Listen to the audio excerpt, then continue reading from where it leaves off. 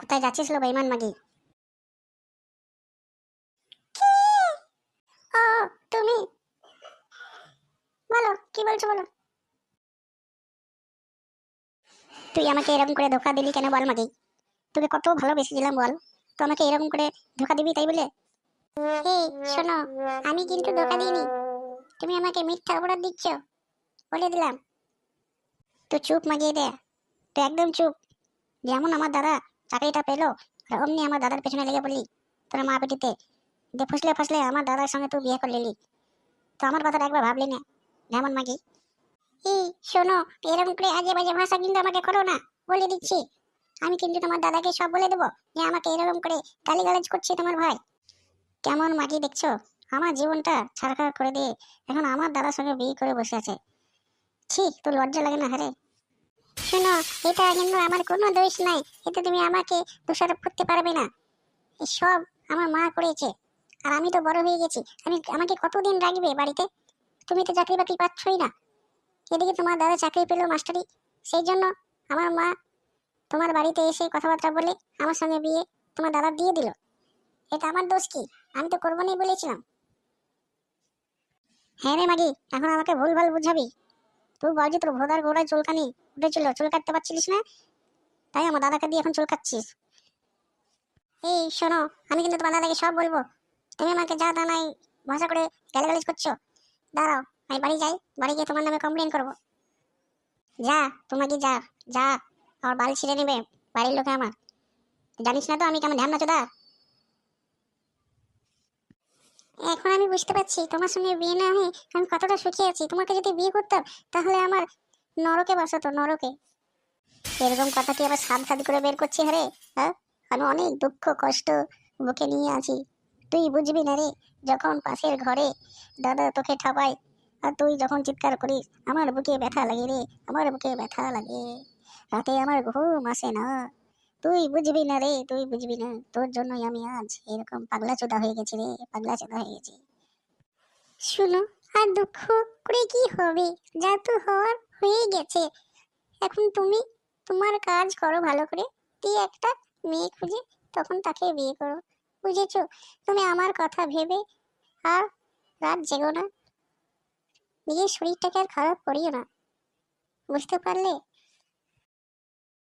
শোন, আমি ওইসব কিচ্ছু শুনতে চাই না, কিন্তু আমার একটা আশা কামনা আছে, তুই সেটা কি পূরণ করতে পারবি? বল, যদি বলিস হ্যাঁ, তাহলে আমি এই পাগলামো ছেড়ে দেবো। হ্যাঁ, বলো, কি আশা আছে তোমার? আমি পূরণ করবো সেটা, বলো। শুন, রাতে দাদা ঘুমিয়ে গেলে তুই তোদের ঘর থেকে বেরিয়ে এসে আমার ঘরে একবার আসবি।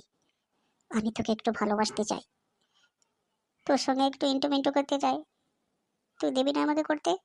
বল। এ কি বলছো? এটা সম্ভব নয়, এটি পাপ, এটি মহা পাপ। এ পাপ আমি করতে পারবো না, তোমার দাদার সঙ্গে আমি ধোকা দিতে পারবো না। খানকি মাগি, যখন আমাকে ধোকা দিয়ে আমার দাদাকে বিয়ে করলি, এটা পাপ লয়? হ্যাঁ, আমার দাদার হয়ে শুচ্ছিস এখন, সেটা পাপ লয়? আমি তোকে কতদিন থেকে ভালোবেসে আসছি, আর তুই আমার দাদার টাকা দেখে দাদার উপরে শুয়ে পড়লি, দাদাকে বিয়ে করে ফেললি। খানকি মাগি, এই জন্য পাপ নাই? আমি সব কিচ্ছু জানি না, আমাকে দিতে হবে, আমি তোকে করতে চাই, তুই আজকে রাতে আসবি। আমি কিচ্ছু জানি না, কিচ্ছু আর বললাম না, আমি এটা চললাম, তুই কিন্তু আসবি রাত 12টার সময়। এখন আমি কি করি? কেউ শুনছে না, আর যদি ধরা পড়ে যায় মান সম্মান সব শেষ হয়ে যাবে। যাহাই হবে, ও তো আমাকে ভালোবেসেছিল, ওকে তো কিছু আমি দিতেই পারিনি। ও যখন এতই আশা, আমি ওর আশা পূরণ করবো। ঠিক আছে, আজ রাত 12টার সময় যাব ওর ঘরে। তুমি এসেছো, তুমি এসেছো, আমি কি যে খুশি, কি যে খুশি তুমি এসেছো।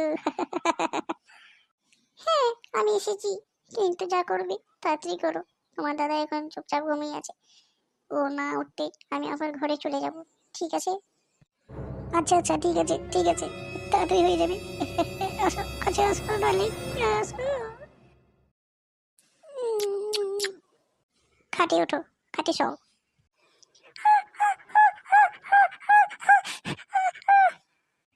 কি খুশি, কি মজা, এই মজা, আমাকে প্রতিদিন দিতে হবে।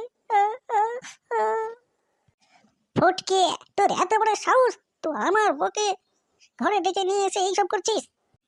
ওগো, এতে আমার কোনো দোষ নেই। তোমার ভাই আমাকে রাস্তায় ডেকে এনে ব্ল্যাকমেল করছিল, তাই আমি এই সিদ্ধান্ত নিতে বাধ্য হয়েছি। তোর একদিন কি আমার একদিন। তুই এই বাড়ি থেকে বেরিয়ে যা, শুয়োরের বাচ্চা। তুই আমার নতুন বউকে তুই নষ্ট করে দিয়েছিস। তুই এই বাড়ি থেকে বেরিয়ে যা। দুদিন হয়নি দাদা, ওই মাগির জন্য আজ এই ছোট ভাইকে বাড়ি থেকে বের করে দিচ্ছিস? আমি এটা আশা করিনি। আমি কিছু শুনতে চাই না, তুই এক্ষুনি এই বাড়ি থেকে বেরিয়ে যা। তুই যেটা করেছিস সেটা ভালো করিসনি, তাই কেউ জানাজানি হোক এটা আমি চাই না। বাড়ির খিটকেল যেন বাইরে না যায়, তাই আগেই বলছি তুই বাড়ি থেকে বেরিয়ে যা। তুই যেন এই বাড়িতে জীবনে ঢুকবি না, ঠিক আছে? চল ঘরে চল মাগি, খান কি মাগি। ছি। কি বন্ধুরা, ভিডিওটি কেমন লাগলো? যদি ভালো লেগে থাকে চ্যানেলটিকে সাবস্ক্রাইব করে পাশে দেওয়া বেল আইকনটিকে চেপে রাখবেন। এই যে বন্ধুরা, লাইক শেয়ারটা করতে যেন ভুলবেন না। টাটা।